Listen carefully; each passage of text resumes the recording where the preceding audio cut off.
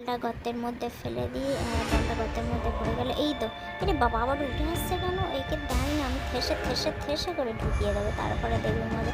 আরে বাবা মুখে লাগলো রে বাবা, এবারে গিয়ে একটু রেস্ট নিই বরং খাটে শুবি। কি আরাম, খুব আরাম হচ্ছে রে। এই খাটটা ভেঙে গেল, বুঝে গেল। যা, আরে ঠিক ঠিক ঠিক ঠিক হয়েছে, ঠিক হয়েছে। এই অন্য খাটে গিয়ে শোবো রে, দেখবি কত ভালো খাট আছে আমার। এই তো দোলনায় শোবো, দোল দোল দুলুনি, রাঙা মাথায় চিরুনি, কত মজা হবে এক্ষুনি। এই তুই পটকা ফাটাচ্ছিস কেন রে? তুই পটকা ফাটাচ্ছিস কেন? এই যে আমার মুখটা ফুটে গেল। দে, আরো পটকা দে, আরো পটকা দে।